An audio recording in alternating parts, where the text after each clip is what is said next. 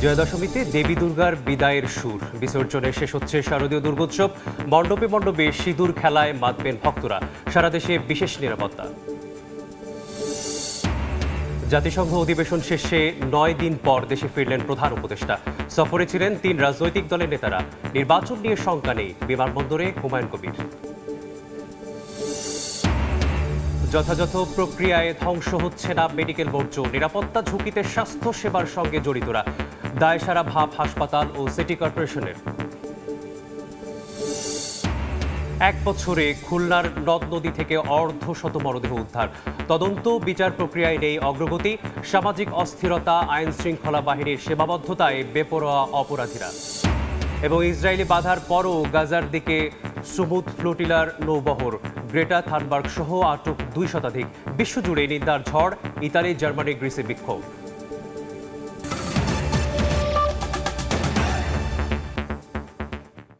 সময় সংবাদের সঙ্গে আছি আমি মেসবাহুল আলিফ। শারদীয় দুর্গাপূজার আজ বিজয়া দশমী। প্রতিমা বিসর্জনের মধ্য দিয়ে শেষ হবে সনাতন ধর্মাবলম্বীদের প্রধান এই ধর্মীয় উৎসব। দশমীর দিনে দেবী দুর্গা মর্ত ছেড়ে ফিরে যাবেন স্বামী গৃহ কৈলাসে। তাই মণ্ডপে মণ্ডপে আজ শুধুই বিষাদের ছায়া। উলুধ্বনি, শঙ্খ, ঘণ্টা আর ঢাক ঢোলের বাজনায় থাকবে দেবী দুর্গার বিদায়ের সুর। বিসর্জনের সকালে হবে দশমীর বিহিত পূজা। এরপর হবে দর্পণ ও বিসর্জন।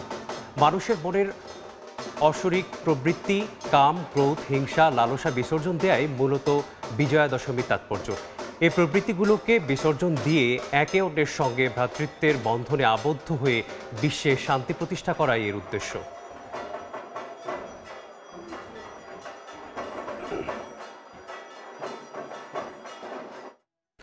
বিসর্জনের মধ্য দিয়ে আজ শেষ হচ্ছে শারদীয় দুর্গাপূজা। মর্ত ছেড়ে কৈলাসে ফিরে যাবেন দেবী। মণ্ডপে মণ্ডপে চলছে দশমীর পূজা অর্চনা। এই মুহূর্তে রাজধানী ঢাকেশ্বরী মন্দিরে আছেন রিপোর্টার উম্মেহানি, চট্টগ্রামে ফেরদৌস লিপি, রাজশাহীতে সাইফুর রহমান রকি এবং কক্সবাজারে আছেন সুজাউদ্দিন রুবেল। সরাসরি প্রথমে যাচ্ছি হানির কাছে। হানি, একদিকে ঢাক ঢোল বাদ্যের শব্দ, অন্যদিকে দেবী দুর্গাকে বিসর্জনের প্রস্তুতি, সব কিছু মিলে কিন্তু এখন মণ্ডপে চলছে একটি আবেগঘন মুহূর্ত। এবং এখন কিন্তু পিছনে চলছে দশমীর বিহিত পূজার অনুষ্ঠানাদি। এবং একটু বলে রাখি যে একটু আগেই কিন্তু দশমী পূজা শুরু হয়েছে দেবী দুর্গাকে বিশেষভাবে স্নান করার মধ্যে দিয়ে। এবং বলা হয় যেন দেবী দুর্গা বিদায়ের আগে পবিত্র হয়ে আসলে ভক্তদের আশীর্বাদ দেন। এবং স্নানের পর দেবীকে শঙ্খ, চন্দন, অক্ষত, ফুল আর নানা উপাদান দিয়ে আসলে পূজা করা হয়। এবং শাস্ত্রমতে বলা হয় যে বিসর্জন পূজা অর্থাৎ দেবীকে বিদায় জানানোর মধ্যে দিয়ে আসলে শেষ হবে আজকে শারদীয় দুর্গা উৎসবের শেষ দিন। এবং একটু আগেই প্রধান পুরোহিত এখানে আরতি দিয়েছেন এবং এরপরই কিন্তু পুষ্পাঞ্জলি এবং সব ভক্ত আসলে 2 হাত তুলে বিদায়ী দেবী দুর্গার কাছে হাত জোড় করে প্রণাম করেছেন এবং প্রার্থনা করেছেন। এবং আজকের দিনে আরেকটি যে গুরুত্বপূর্ণ অনুষ্ঠান সেটি হলো দেবীর দর্পণ বিসর্জন। সেটিও কিন্তু ইতিমধ্যেই হয়ে গিয়েছে এবং প্রতিমার যে দেবী বিরাজ করছেন তার প্রতিফলন কিন্তু আয়নায় দেখানো হয়েছে। এবং এরপর সেই প্রতিফলন কিন্তু পানিতে অর্থাৎ জলে বিসর্জন দেওয়া হয়েছে। এবং এর মধ্যে দিয়ে আসলে প্রতীকীভাবে বিদায় জানানো হয়েছে দেবীকে। এবং এরপরেই দেয়া হবে ঘট বিসর্জন। এবং একটু বলে রাখি আজকের দিনের সব থেকে যে গুরুত্বপূর্ণ এবং আকর্ষণ সেটি হচ্ছে সিঁদুর খেলা। সেই সিঁদুর খেলার পর্বটি আসলে ঘট বিসর্জন দেওয়ার পরেই শেষ হবে, পরেই শুরু হবে। এবং এবং সেই সিঁদুর খেলার যে অনুষ্ঠানটি সেটি আসলে কিছুক্ষণের মধ্যেই শুরু হবে। এবং এই মুহূর্তে রয়েছেন চট্টগ্রামে আমাদের আরেকজন সহকর্মী ফেরদৌস লিপি, তিনি জানাবেন সেখানকার সর্বশেষ। দেবী দুর্গার বিদায়ের দিন আর বিজয়া দশমীর আনুষ্ঠানিকতা শুরু হয়েছে সকাল 7টা থেকে অঞ্জলি দেওয়ার মধ্য দিয়ে। এবং এখনও কিন্তু ভক্তরা আসছেন শেষবারের মতো এই বছরে দেবী দুর্গাকে এক নজর দেখার জন্য। এবং এখানে যারা আছেন তারা বলছেন যে সকাল 7টায় অঞ্জলি দেওয়ার মধ্য দিয়ে যে আনুষ্ঠানিকতা শুরু হয়েছে বিজয়া দশমী, সেটা একটু পর যে সিঁদুর খেলা, আপনারা জানেন যে সিঁদুর খেলা হচ্ছে বিসর্জনের আগে দশমীর একটা অন্যতম অনুষঙ্গ মনে করেন যারা সনাতনী নারীরা আছেন। সেই প্রস্তুতি নিচ্ছেন, মূলত দেবী দুর্গাকে ছুঁয়ে সে সিঁদুর নিজের সিঁথিতে লাগান স্বামীর মঙ্গল কামনায়, সে প্রস্তুতি এখন আমরা দেখতে পাচ্ছি। আর বিসর্জনের যে পর্ব সেটা দুপুরের পর থেকে শুরু হবে।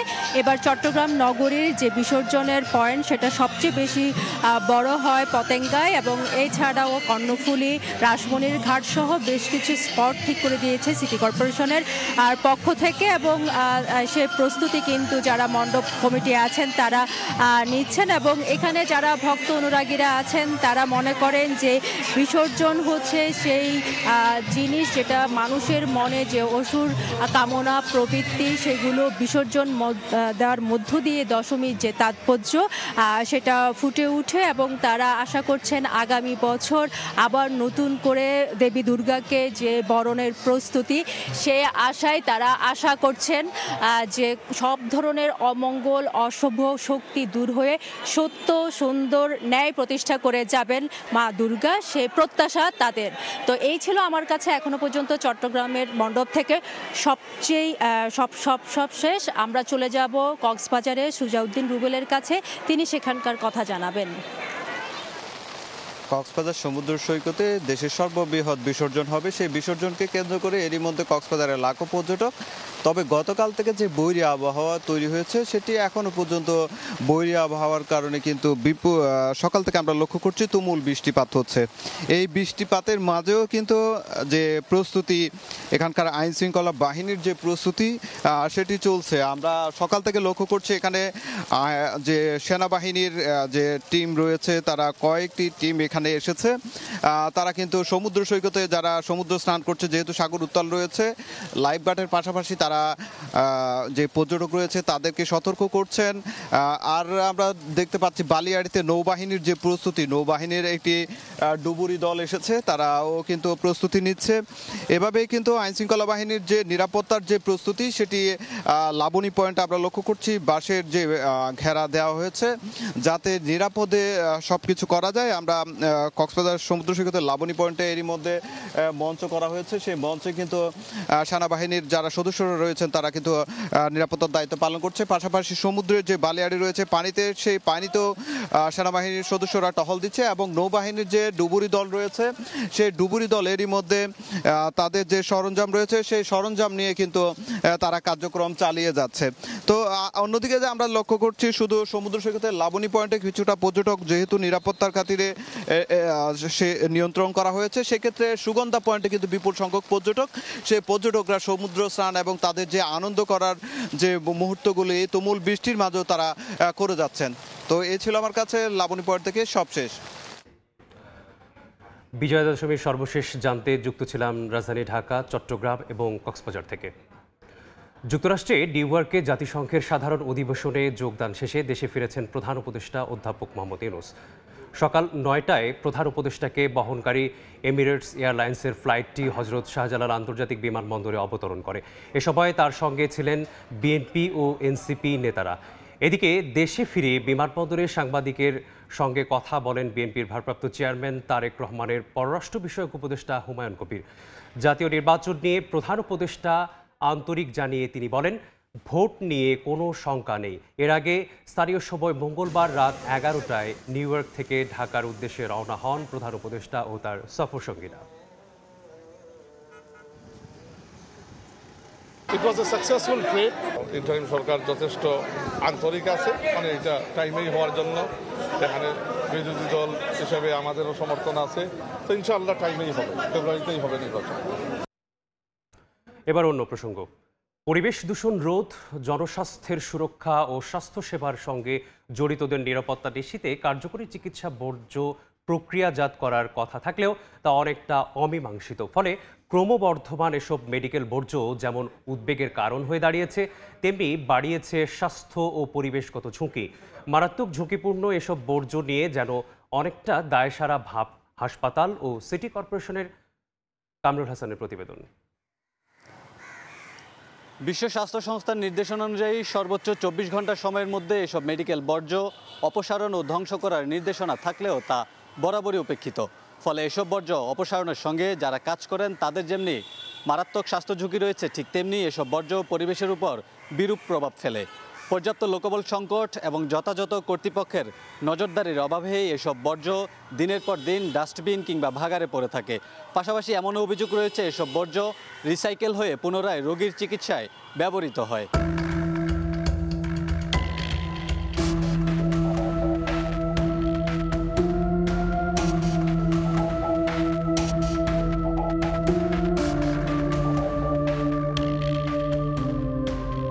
2008 সালে মেডিকেল বর্জ্য নীতিমালা প্রণয়ন করা হলেও তা আটকে আছে কাগজে কলমে। নীতিমালায় অন্যতম শর্ত ছিল মেডিকেল বর্জ্য পুড়িয়ে ফেলতে থাকতে হবে নিজস্ব ব্যবস্থাপনা, সঙ্গে আবশ্যিক জীবাণুমুক্তকরণ প্রক্রিয়া। বিশ্ব স্বাস্থ্য সংস্থার নীতিমালায় বলা হয়েছে কঠিন বর্জ্য ধ্বংসের জন্য প্রতিটি হাসপাতালে মেডিকেল ইনসিনারেটর, অটোক্লেভ মেশিন সহ বিভিন্ন আধুনিক যন্ত্রপাতি থাকতে হবে। কিন্তু রাজধানীর হাসপাতালগুলোতে নেই আধুনিক কোনো ব্যবস্থা। অরক্ষিত চিকিৎসা বর্জ্যে তৈরি হচ্ছে মারাত্মক স্বাস্থ্য ঝুঁকি। বর্জ্য অপসারণের সঙ্গে যারা কাজ করেন তারা জানেন না কোন ধরনের বর্জ্য কিভাবে সংরক্ষণ করতে হবে। হলুদ পাত্রে সংক্রামক বর্জ্য, সবুজ পাত্রে পুনঃচক্রায়নযোগ্য বর্জ্য, লাল পাত্রে ধারালো বর্জ্য ও কালো পাত্রে সাধারণ বর্জ্য সংরক্ষণের নির্দেশনা রয়েছে। সরেজমিনে ঢাকা মেডিকেল কলেজ, বারডেম সহ বেশ কয়েকটি হাসপাতাল ঘুরে দেখা গেছে ডাস্টবিনে পলিথিনে মুড়িয়ে ফেলা হচ্ছে বর্জ্য। ঢাকার 2 সিটি কর্পোরেশন এবং সাভার ও নারায়ণগঞ্জ এলাকার সরকারি বেসরকারি হাসপাতাল থেকে দৈনিক 12 থেকে 15 টন মেডিকেল বর্জ্য উৎপাদিত হয়। স্বাস্থ্য ঝুঁকি জেনেও জীবিকার তাগিদে পরিচ্ছন্নতা কর্মীরা এসব বর্জ্য অপসারণে বাধ্য হন। হাতে লাগে, পায়ে গুতা লাগে, সিরিজের এটা মেনটেন করে করতে হয়, সতর্ক হয়ে কাজ করতে হয়। মেডিকেলের যে হাত পাও কাটাগুলা এগুলো সব আমাদের প্রিজম বাংলাদেশ। এই যে রক্তের ব্যালাটগুলা এগুলো যা আছে সব সকালবেলা আমরা এগুলো দিয়ে এটা আমরা যে যুগে আছে এদিকে পেটে রেখে কাজ করি আমরা। অনেক খারাপ লাগে কিন্তু করে যাবো, কি করা। টিআইবির নির্বাহী পরিচালক ডক্টর ইফতেখারুজ্জামান বলেন, মেডিকেল বর্জ্য নিয়ে যে নীতিমালা রয়েছে বাস্তবে এর প্রতিফলন ঘটেনি। দায়িত্বশীলদের কর্তব্যে অবহেলা ও জবাবদিহিতার অভাবকে দায়ী করেন তিনি। মেডিকেল বর্জ্য বা চিকিৎসা বর্জ্য এটা পরিবেশ স্বাস্থ্য ঝুঁকি এবং বাস্তবে মানুষের নিরাপত্তা ঝুঁকি। সংশ্লিষ্ট প্রতিষ্ঠানগুলোর মধ্যে যে সমন্বয়, সহযোগিতা, সচেতনতা, ক্যাপাসিটি বিল্ডিং সেগুলো কিছুই হয় নাই, অথচ যে সমস্যা সেটা কিন্তু অ্যাকুমুলেট করছে, আরো বাড়ছে। সিটি কর্পোরেশন, স্বাস্থ্য অধিদপ্তর ও হাসপাতাল কর্তৃপক্ষ এগিয়ে এলে বর্জ্য নিয়ে চলতে থাকা দীর্ঘদিনের অব্যবস্থাপনা থেকে মুক্তি মিলবে বলে মনে করেন সংশ্লিষ্টরা। কামরুল হাসান, সময় সংবাদ, ঢাকা। খুলনায় হত্যার পর নদীতে মরদেহ ফেলে দেওয়ার ঘটনা বেড়েছে আশঙ্কাজনক হারে। গত 1 বছরে বিভিন্ন নদ নদী থেকে উদ্ধার হয়েছে অর্ধশত মরদেহ। তদন্ত এবং বিচার প্রক্রিয়াও নেই উল্লেখযোগ্য কোনো অগ্রগতি। সামাজিক অস্থিরতা এবং আইনশৃঙ্খলা বাহিনীর সীমাবদ্ধতায় অপরাধীরা বেপরোয়া হয়ে উঠছেন বলে মনে করছেন বিশেষজ্ঞরা। আব্দুল হালিমের ছবিতে তানজিম আহমেদের রিপোর্ট।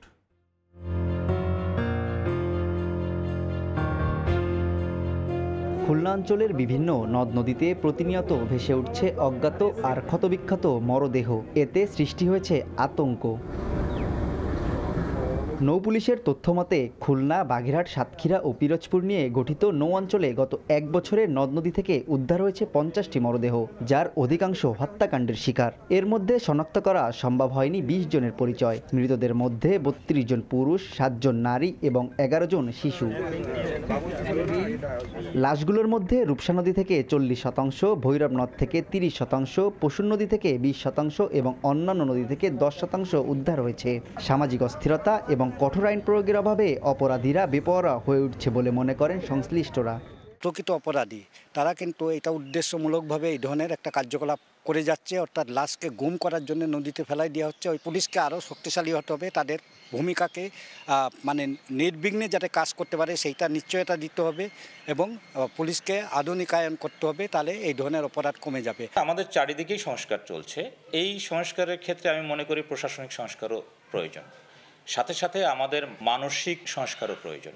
এই সংস্কারগুলো যদি আমরা নিজেরা করতে পারি তাহলে এই হত্যাকাণ্ড বলেন, নদীতে লাশ ফেলা বলেন, এগুলো অনেকাংশে কমানো সম্ভব। এদিকে দীর্ঘ সীমানার কারণে তদন্ত প্রক্রিয়ায় সীমাবদ্ধতার কথা স্বীকার করে নৌপুলিশ বলছে পারস্পরিক সহযোগিতায় সংকট সমাধানের চেষ্টা করছেন তারা। প্লেস অফ অকারেন্সের যে দূরত্ব তদন্তের ক্ষেত্রে মাঝে মাঝে অসুবিধা তৈরি করে। অনেক সময় যারা অভিযুক্ত বা আসামি যাদেরকে আমরা বলে থাকি, তাদের সন্ধান পেলেও সেখানে অভিযান পরিচালনা করতে করতে কিছুটা দেরিও হয়ে যায়। আমরা সংশ্লিষ্ট থানাকে বলে দিই যে আমাদের এরকম একটি তথ্য আছে বা এরকম একটি লোককে গ্রেপ্তার করা প্রয়োজন, তখন তারা আমাদের সেই সহযোগিতা করে থাকে। চলতি বছর নৌপথে মরদেহ উদ্ধারের ঘটনায় 9টি হত্যা মামলা হয়েছে। তবে এসব মামলায় একটিও তদন্ত প্রতিবেদন জমা দিতে পারেনি পুলিশ। তানজিম আহমেদ, সময় সংবাদ, খুলনা। সময় সংবাদে আরও থাকছে। নাগরিক সুবিধা নেই খুলনার 3 শতাধিক বস্তিতে। দরিদ্রের কষাঘাতে পড়াশোনা ছাড়ছে শিশুরা। অপর্যাপ্ত স্যানিটেশনে বাড়ছে স্বাস্থ্য ঝুঁকি। সুপেয় পানির তীব্র সংকট।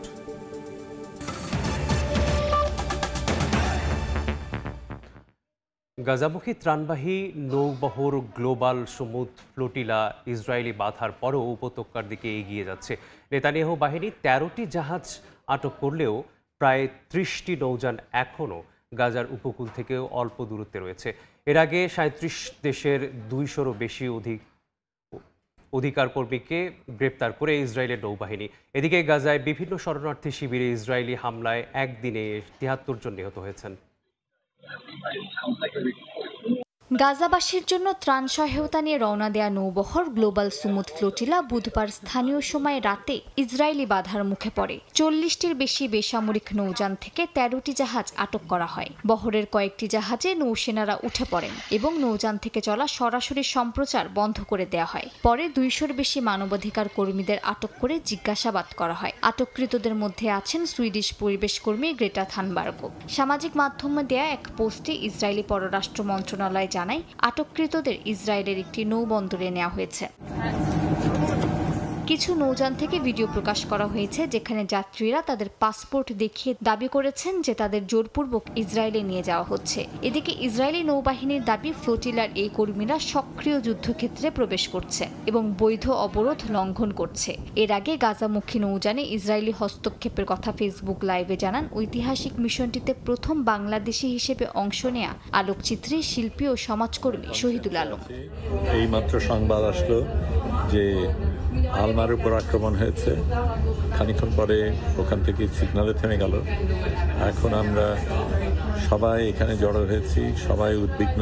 বেশিরভাগ নৌযান বাধা এড়িয়ে এখনও গাজার উদ্দেশ্যে এগোচ্ছে। ফ্লোটিলা থেকে সামাজিক যোগাযোগ মাধ্যমে কড়া ভাষায় হুঁশিয়ারি দেওয়া হয়েছে। বলা হয় অবৈধ ইসরায়েলি হস্তক্ষেপ তাদের থামাতে পারবে না। তারা জানায় ফ্লোটিলার এই মিশন শান্তিপূর্ণ মানবিক কার্যক্রম। এদিকে গাজা সিটির বিভিন্ন এলাকায় ইসরায়েলি তাণ্ডব অব্যাহত রয়েছে। স্কুল হিসেবে পরিচালিত অস্থায়ী আশ্রয় কেন্দ্রে মিসাইল হামলা চালিয়েছে ইসরায়েল। সেখানে আশ্রয় নেওয়া বহু ফিলিস্তিনি নিহত হয়েছেন। সিভিল ডিফেন্সের টিম ঘটনাস্থলে পৌঁছালে নতুন এক বিমান হামলায় তাদের মধ্যে কয়েকজন উদ্ধারকর্মী হতাহত হন। আলফালা অঞ্চলের আরেকটি স্কুলও হামলার লক্ষ্যবস্তুতে পরিণত হয়েছে। মালিহা সুহরওয়ার্দী, সময় সংবাদ।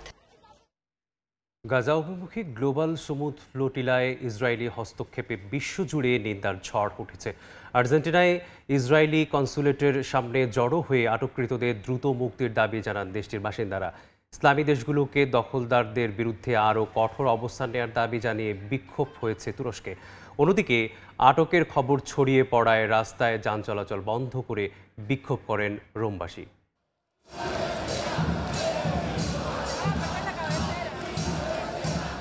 স্থানীয় সময় বুধবার আর্জেন্টিনার রাজধানী বুয়েনোস আইরেসের রাজপথে নেমে আসেন দেশটির বাসিন্দারা। এ সময় গাজাগামী ত্রাণবাহী ফ্লোটিলায় ইসরায়েলি নৌবাহিনীর হস্তক্ষেপের প্রতিবাদ জানান তারা। দাবি জানান ফ্লোটিলায় আটককৃতদের অবিলম্বে মুক্তির। ঘেরাও করা হয় দেশটিতে অবস্থিত ইসরায়েলি দূতাবাসও। বিক্ষোভে উত্তাল তুরস্কের রাজধানী আঙ্কারা ও বৃহত্তম শহর ইস্তাম্বুল। স্থানীয় সময় বৃহস্পতিবার ইস্তাম্বুলের ইসরায়েলি কনসুলেটের সামনে জড়ো হয়ে ফিলিস্তিনি স্লোগান তুলে ইসরায়েলের আগ্রাসনের নিন্দা জানান আন্দোলনকারীরা। এদিন ইসলামী দেশগুলোকে দখলদারদের বিরুদ্ধে আরও কঠোর অবস্থান নেয়ার দাবি জানান তারা।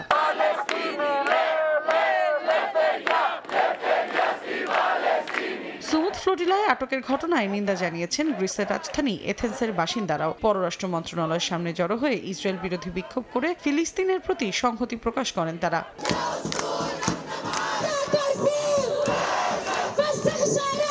বিক্ষোভে উত্তাল উত্তর আফ্রিকার দেশ তিউনিসিয়াও।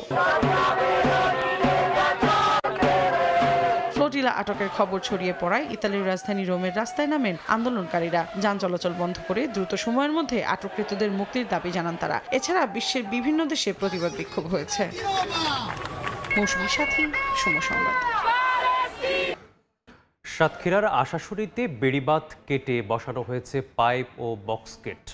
এর প্রভাবে খাজরা আমাদি বাঁধের পাশের নদীর পানি প্রবেশ করছে পার্শ্ববর্তী ঘের ও ফসলি জমিতে। আশপাশের এলাকায় সৃষ্টি হয়েছে জলাবদ্ধতা। যদিও বেড়িবাঁধ সংস্কার এবং পাইপ ও বক্স অপসারণের গতানুগতিক আশ্বাস পানি উন্নয়ন বোর্ডের, তবে এজন্য পানি উন্নয়ন বোর্ডকে দুষছেন জেলা প্রশাসক। মমতাজ আহমেদ বাপির পাঠানো ছবি ও তথ্য নিয়ে রিপোর্ট। বেড়িবাঁধের নিচ দিয়ে স্থাপন করা হয়েছে পাইপ। সেই পাইপ দিয়ে পানি প্রবেশ করছে নিম্নাঞ্চলে। সাতক্ষীরার আশাশুনিতে বন্যার হাত থেকে বাঁচতে স্লুইস গেট নির্মাণ করে পানি উন্নয়ন বোর্ড। দীর্ঘদিন রক্ষণাবেক্ষণ না করায় বেশিরভাগই এখন অকেজো। গেটগুলো স্থানীয়ভাবে রক্ষণাবেক্ষণ নিয়ে সম্প্রতি এলাকাবাসীর মধ্যে একাধিক পক্ষ তৈরি হয়েছে। উপজেলার খাজরা আমাদি বাঁধ কেটে নিচে বক্স গেট তৈরি করে পাইপ বসিয়ে পানি নেওয়া হচ্ছে ঘেরে। তবে প্লাবিত হচ্ছে ফসলি জমিও। শিগগিরই অবৈধ বক্স গেট বন্ধের দাবি এলাকাবাসীর। নদীর পানিতে যদি ভরে যায় এখানে যে আমরা বাইরে পালাই চলে যাব, এটুকু আমাদের উপায় নেই। দ্রুত ব্যবস্থা গ্রহণ না করে আমাদের খাজরা দুইটি ইউনিয়নই কিন্তু তলিয়ে যাওয়ার একটা সম্ভাবনা তৈরি হবে। আমার সমন্বয় নিবেদন যাতে আমরা এই গেটটা এখান থেকে বন্ধ হয়ে যায়। ঊর্ধ্বতন কর্তৃপক্ষের দাবি ওই গেটটা যাতে একজন রক্ষণাবেক্ষণ সংরক্ষণ দেখে শুনে করতে পারে এবং 10,000 বিঘা সম্পত্তির পানি নিরসন করতে পারে। স্থানীয়দের অভিযোগ, পানি উন্নয়ন বোর্ডের ইজারা ছাড়াই স্লুইস গেট দখল করেছে কয়েকজন মৎস্য ঘের মালিক। না, পানি উন্নয়ন বোর্ডের লোক কোনোদিন দেখতেও আসেনি যে জোয়ার উঠতেছে কি ভাটা সইতেছে। আবদার থেকে কিভাবে যে উনি পারমিশন নিয়ে করেছে কি না করেছে সেটা উনারই বোধগম্য আছে, আমাদের জানা নেই। বেড়িবাঁধ সংস্কার এবং পাইপ ও বক্স অপসারণের কাজে গতানুগতিক আশ্বাস পানি উন্নয়ন বোর্ডের। এজন্য পানি উন্নয়ন বোর্ডকে দুষছেন জেলা প্রশাসক। আমরা অবৈধ ড্রেনটা বা স্থাপনাটা উচ্ছেদ করে আমরা সাথে সাথে বাঁধটা ঠিক করে দিব যেন পানি প্রবেশ করে এলাকায় নোংরা পানি না ঢুকতে পারে। এই বিষয়ে আমরা পানি উন্নয়ন বোর্ড এবং আমাদের ইউনিয়নরা কাজ করছেন এবং অনেক জায়গাতে আমরা বন্ধ করে দিয়েছি এবং বন্ধ করার জন্য আমরা নির্দেশনা কঠোরভাবে আমরা দিয়েছি। পানি উন্নয়ন বোর্ডের তথ্য মতে সাতক্ষীরায় 683 কিলোমিটার বেড়িবাঁধে 222টি স্লুইস গেট রয়েছে। সময় সংবাদ। নাগরিক সুবিধা থেকে বঞ্চিত খুলনা মহানগরের 3 শতাধিক বস্তির বাসিন্দা। দারিদ্র্যের কষাঘাতে পড়াশোনা ছাড়তে হচ্ছে শিশুদের। অপর্যাপ্ত স্যানিটেশনে বাড়ছে স্বাস্থ্য ঝুঁকি, আর ওয়াসার সংযোগ না থাকায় তীব্র সুপেয় পানির সংকটও। নানা সমস্যায় জর্জরিত এসব মানুষের জন্য পর্যাপ্ত সরকারি উদ্যোগ নেই বলছেন বিশেষজ্ঞরা। নিয়ামুল হোসেন কোচির তোলা ছবিতে আব্দুল আল মামুন রুবেলের প্রতিবেদন। খুলনার রূপসা ও আবদা বস্তিতে থাকে উর্মি খাতুন। নবম শ্রেণী পর্যন্ত পড়লেও খরচ চালাতে না পেরে 1 বছর আগে স্কুল ছাড়তে হয় তাকে। এখন বাবার হোটেলে কাজ করে এই কিশোরী। কষ্ট ফিল হয় যে আমার বান্ধবীরা যাচ্ছে, আমি কেন পারতাছি। আমার বাবার একটু ভালো অবস্থা হলে আমিও তো এরকম করতে পারতাম। শুধু উর্মি নয়, নগরীর অধিকাংশ বস্তিতে এমন অসংখ্য শিশু কিশোর রয়েছে যাদের কেউ পঞ্চম, কেউ বা ষষ্ঠ বা সপ্তম শ্রেণী পর্যন্ত পড়াশোনা করে ঝরে পড়েছে। বেসরকারি উন্নয়ন সংস্থা সিডিপির জরিপে উঠে এসেছে খুলনার বস্তি এলাকায় শিক্ষা বঞ্চিত শিশুদের হার 23%। অধিকাংশকেই দারিদ্র্যের কারণে শ্রমবাজারে যুক্ত হতে হয়েছে। বাসায় আব্বা অসুস্থ, তার জন্য আমি কাজে নামছি। ফ্যামিলির একটু অবস্থা খারাপ, তাই আমি নতুন বাজারে মাছ কাটি। অর্থ সমস্যার কারণে আর কি লেখাপড়া করতে পারে না। বস্তিগুলোতে শিক্ষা থেকে বঞ্চিত শিশুর পাশাপাশি নাগরিক সমস্যারও ছড়াছড়ি।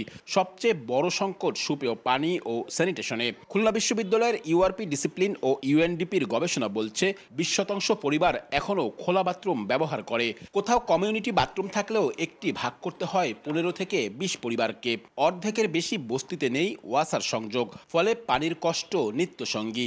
শহরের অন্য এলাকায় প্রতি একরে 100 জন বাস করলেও বস্তিতে সেই সংখ্যা 5 শতাধিক। একই সঙ্গে সরু সড়ক, নোংরা ড্রেন আর খেলার মাঠহীন পরিবেশে রোগবালাই লেগেই থাকে। যত ময়লা আছে আবর্জনা সব আমাদের রাস্তায়, আর বাচ্চারা হাঁটাচলা করতে পারে না। পর্যাপ্ত পরিমাণ জায়গা না থাকার কারণে একটাই বাথরুম। পানি ওঠে, ওই বাথরুম আর ড্রেন ঘর একতা হয়ে যায়। মাঠ নাই, এই রাস্তায় বেরোয় একটু বাচ্চারা খেলায়। অ্যাম্বুলেন্স আসবে বা একটা ভ্যান আসবে সেরকম রাস্তা নেই। কিশোরী মেয়েদের সমস্যা, কিশোরী ছেলেদেরও সমস্যা, কোনো কর্মস্থান নেই। এসব সংকট নিরসনে বিভিন্ন বেসরকারি উন্নয়ন সংস্থা কাজ করলেও তা প্রয়োজনের তুলনায় খুবই সামান্য। বিশেষজ্ঞরা বলছেন সরকারি বরাদ্দের ক্ষেত্রে বৈষম্যের শিকার এসব নাগরিকরা। সমাধানে দায়িত্ব নিতে হবে রাষ্ট্রকেই। নিম্ন আয়ের বসতির মানুষদের কথা দেখি, তখন সিটি কর্পোরেশনের পক্ষ থেকে যে সেবাগুলো দেওয়া প্রয়োজন ছিল সেই সেবাগুলো কিন্তু অপ্রতুল। এনজিওর যে কার্যক্রম, সেই কার্যক্রমের পাশাপাশি যদি আমরা রাষ্ট্রের কার্যক্রমকে দেখতাম, তাহলে যেই উদ্যোগগুলোই গ্রহণ করা হচ্ছে সেই উদ্যোগগুলো আরও দীর্ঘস্থায়ী হতো। বরাদ্দ অপ্রতুল স্বীকার করে সিটি কর্পোরেশনের দাবি, নানা সীমাবদ্ধতার মধ্যেও প্রতি বছরই বিভিন্ন বস্তি এলাকায় অবকাঠামো উন্নয়ন প্রকল্প নেওয়া হয়। কেসিসি নিজস্ব ফান্ড থেকেও আমরা বছরে প্রায় 25 লক্ষ টাকা মতো বাজেটে ধরে রাখছি। এছাড়া গভর্নমেন্ট প্রজেক্টেও ড্রেন, রাস্তা এগুলো কিন্তু ধরে আমরা রাখছি, কিন্তু সেটাও অপ্রতুল। তারা কিছুটা বৈষম্যের শিকার হয়, এটা অনস্বীকার্য, কিন্তু আমরা চেষ্টা করছি পরিকল্পিতভাবে কিভাবে এটা রক্ষা করা যায়। নাগরিক এসব সমস্যা নিয়ে খুলনার 3 শতাধিক বস্তিতে বেঁচে থাকার লড়াই 3 লক্ষাধিক মানুষের। আব্দুল্লাহ আল মামুন রুবেল, সময় সংবাদ, খুলনা। চাহিদা মাফিক পোশাক তৈরিতে পিছিয়ে থাকায় অস্ট্রেলিয়ার বাজারে রপ্তানি বাড়াতে পারছে না বাংলাদেশ। ভিসা জটিলতায়ও দেশটিতে বাণিজ্য সম্প্রসারণের বড় বাধা। সিডনিতে 2 দিন ব্যাপী ট্রেড শোতে এক সেমিনারে এসব কথা বলেন আলোচকরা। অস্ট্রেলিয়ার সিডনি থেকে আরও জানাচ্ছেন সানবীর রূপল। তৈরি পোশাক রপ্তানিতে বিশ্ববাজারে বাংলাদেশের অবস্থান দ্বিতীয়। বাংলাদেশের সবচেয়ে বড় বাজার ইউরোপ ও আমেরিকায়। অস্ট্রেলিয়ায় তৈরি পোশাকের বাজার প্রায় $22 বিলিয়ন। তবে দেশটিতে বাংলাদেশের তৈরি পোশাক রপ্তানি $1 বিলিয়নেরও কম।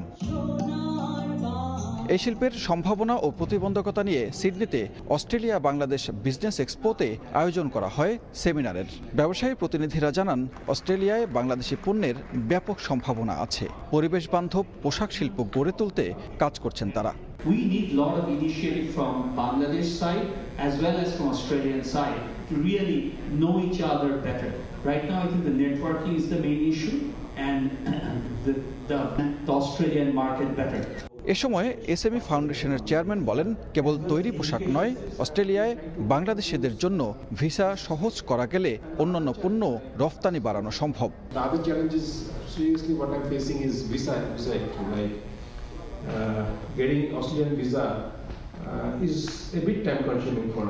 প্যানেল আলোচনায় বাংলাদেশের সঙ্গে ব্যবসা বাড়ানোর সহযোগিতার আশ্বাস দেন অস্ট্রেলিয়ার বাণিজ্য বিষয়ক শ্যাডো মিনিস্টার। একই সুরে কথা বলেন বাংলাদেশের অস্ট্রেলিয়া হাইকমিশনের বাণিজ্য প্রতিনিধিও।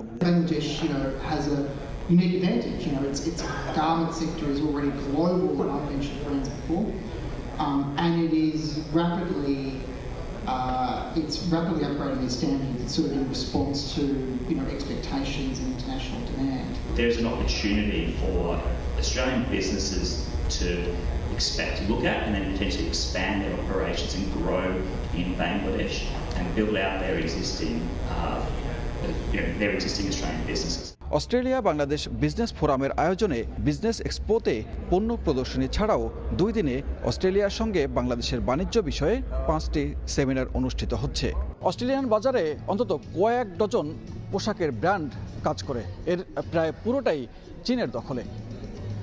এই চীনের আধিপত্যর জায়গা থেকে বাংলাদেশকে পোশাকের জায়গায় ভাগ বসাতে হলে বাংলাদেশের উচ্চমানের পোশাক যেমন তৈরি করতে হবে, তেমনি মেড ইন বাংলাদেশ ব্র্যান্ডটি এই অস্ট্রেলিয়ান বাজারে আরও বেশি প্রাধান্য দিয়ে বাজারজাত করতে হবে, এমনটাই বলছেন সেমিনারের আলোচকরা। সানবীর রূপল, সময় সংবাদ, সিডনি, অস্ট্রেলিয়া। বাংলাদেশ আফগানিস্তান টি-20 সিরিজের খবর। এশিয়া কাপ ব্যর্থতা মাথায় নিয়ে সিরিজের প্রথম ম্যাচে মুখোমুখি হচ্ছেন বাংলাদেশ আফগানিস্তান। দুদলের লক্ষ্য এখান থেকে ভুল সূত্রে আসন্ন টি-20 বিশ্বকাপের জন্য সর্বোচ্চ প্রস্তুতি নেওয়া। শারজাহ আন্তর্জাতিক স্টেডিয়ামে ম্যাচ শুরু হবে বাংলাদেশ সময় আজ রাত 9টায়। চ্যাম্পিয়ন হওয়ার জন্য যাচ্ছি, আশা দেখিয়েছি, এশিয়া কাপে আমরা ভালো করতে পারিনি, তো তাদের কাছে আসলে ক্ষমা চাওয়া ছাড়া তো এর চেয়ে বেশি আর কিছু বলার নেই। এশিয়া কাপ জয়ের লক্ষ্য থাকলেও সুপার 4-এ থামতে হয় বাংলাদেশকে। লিটনের পর এবার ক্ষমা চাইলেন আরেক অধিনায়ক জাকেরও। টাইগারদের মতো বুলিয়া উড়ানো এশিয়ার দ্বিতীয় সেরা টিম দাবি করা আফগানিস্তানের বিদায়টা হয়েছে গ্রুপ পর্ব থেকে। এবার এই দল লড়বে টি-20 সিরিজে। এশিয়া কাপের ব্যর্থতা মাথায় নিয়ে শুরু হচ্ছে বাংলাদেশ আফগানিস্তান সিরিজ। তবে এবারের এশিয়া কাপের আগে টাইগারদের প্রস্তুতি বড় স্বপ্ন দেখিয়েছিল ভক্তদের। উড়িয়ে আনা হয়েছিল জুলিয়ান উডকে, তারপরও হয়নি প্রত্যাশা পূরণ। জাকেরের পারফরমেন্সও জন্ম দিয়েছে প্রশ্নের। শারজায় প্রথম ম্যাচের আগের সংবাদ সম্মেলনেও উঠে আসে সেই প্রসঙ্গ। কাজ তো অবশ্যই ভালো হয়েছে, এখন আমরা ভালো ডেলিভার করতে পারি না, এখানে তো তার দোষ দেওয়ার কোনো মানে নেই। আমরা আমাদের কাজগুলো করছি, মাঠে যায় ব্যর্থ হলে যে আপনি কোচকে দোষ দিবেন কিংবা যে কাজগুলো করছি ওই কাজগুলোকে দোষ দেওয়ার কিছু নাই। আমরা মিস করছি, আমরা বাজে ব্যাটিং করছি, এটার রেসপন্সিবিলিটি আমাদেরই নিতে হবে। এশিয়া কাপেও ব্যাটারদের ব্যর্থতাই ভুগিয়েছে টাইগারদের। বিশ্বকাপের আগে যা বড় দুশ্চিন্তার কারণ। এই সিরিজে সেই সমস্যা শুধরে নেয়ার প্রত্যাশা টাইগার অধিনায়কের। আমাদের মূল প্ল্যান থাকবে যে আমরা অ্যাজ এ ব্যাটিং ইউনিট ভালো পারফরমেন্স করতে হবে, যেহেতু এশিয়া কাপে আমাদের ব্যাটিংয়ের জন্য আমাদের সাফার করতে হয়েছে, তো আমাদের ব্যাটিং ইউনিটটার দিকে সবচেয়ে বেশি মনোযোগ থাকবে। অন্যদিকে বাংলাদেশের সঙ্গে হেরিয়ে এশিয়া কাপের স্বপ্ন শেষ হয়ে গিয়েছিল আফগানিস্তানের। সেই আক্ষেপ এখনও পোড়াচ্ছে অধিনায়ক রশিদ খানকে। এই সিরিজেও বাংলাদেশকে বেশ সমীহ করছে আফগানরা। তবে তাদের কাছে জয় পরাজয়ের চেয়েও বিশ্বকাপের প্রস্তুতিটাই গুরুত্বপূর্ণ। আমরা এশিয়া কাপ হেরেছি, আমাদের অনেক ভালো প্রস্তুতি ছিল, কিন্তু এটাই খেলা। প্রতিটা ম্যাচের ভুল থেকেই শিক্ষা নিতে হয়, আর এই সিরিজ আমাদের জন্য অনেক বড় সুযোগ। আমি মনে করি এশিয়া কাপের পর এই সিরিজ বিশ্বকাপের মতো বড় ইভেন্টের জন্য আমাদের ভালো প্রস্তুতির মঞ্চ। সাইফ তাদের অন্যতম সেরা একজন ক্রিকেটার, ভালো একজন প্রতিভা খুঁজে বের করেছে বাংলাদেশ। প্রতিদ্বন্দ্বিতাপূর্ণ ম্যাচ হবে। সিরিজে ফলাফল নয়, চেষ্টা করব বিশ্বকাপের জন্য ভালো প্রস্তুতি নেয়ার। যদিও এই সিরিজে কিছুটা পিছিয়ে আছে টাইগাররা। পরিসংখ্যানে 13 বারের দেখায় 7 জয় রশিদ খানদের। এছাড়া এই শারজায় সবশেষ আরব আমিরাতের বিপক্ষে টি-20 সিরিজ হেরেছিল বাংলাদেশ। এদিকে স্কোয়াডে থেকেও ভিসা জটিলতায় প্রথম ম্যাচে খেলা হচ্ছে না সৌম্য সরকারের। তামিম হোসেন, সময় সংবাদ। সময় সংবাদের শীর্ষ সংবাদগুলো জানিয়ে দিচ্ছি আরও একবার।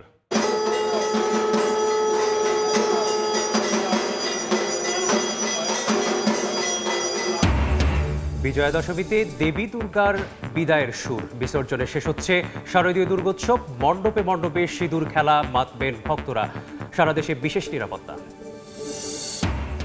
জাতিসংঘ অধিবেশন শেষে 9 দিন পর দেশে ফিরলেন প্রধান উপদেষ্টা। সফরে ছিলেন 3 রাজনৈতিক দলের নেতারা। নির্বাচন নিয়ে শঙ্কা নেই বিমানবন্দরে হুমায়ুন কবির। এবং ইসরায়েলি বাধার বড় গাজার দিকে সমুদ্র ফ্লোটিলার নৌবহর। প্রোটা থানবার্গ সহ আটক 2 শতাধিক। বিশ্বজুড়ে নিন্দার ঝড়। ইতালি, জার্মানি, গ্রিসে বিক্ষোভ।